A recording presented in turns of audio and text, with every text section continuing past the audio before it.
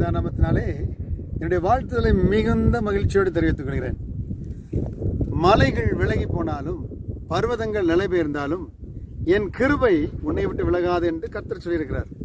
ஏசாயா 54:10 இருக்கிறது. பாருங்க, நான் சின்ன வயசுல இருந்தே அப்படியே அங்கே பார்த்தீங்க, இதெல்லாம் பாருங்க, இதை பார்த்துட்டே இருக்கேன். இந்த மலையை 50-100 வருஷமா இன்னைக்கும் பாருங்க, அது இருந்துகிட்டே இருக்குது, அசையவே இல்லை.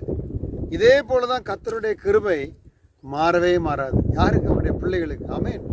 இந்த ஏசாயா 54 யாருக்கு எழுதப்பட்டிருக்குன்னா, சிறுமைப்பட்டவர்களுக்கு, நம்பிக்கை இல்லாதவர்களுக்கு, கைவிடப்பட்டவர்களுக்கு, கணவனால் கைவிடப்பட்டு புறக்கணிக்கப்பட்டவர்களுக்கு, நம்பிக்கை இல்லாமல் புலம்பிக் கொண்டவர்களுக்காக எழுதப்பட்டது.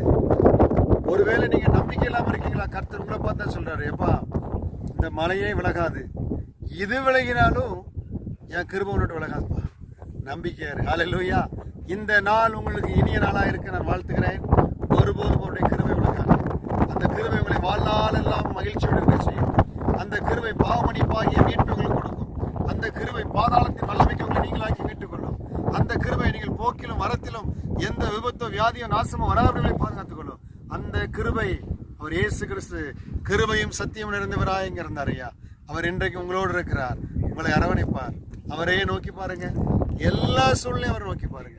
உங்களை அவர் கைவிட மாட்டார். ஹல்லேலூயா.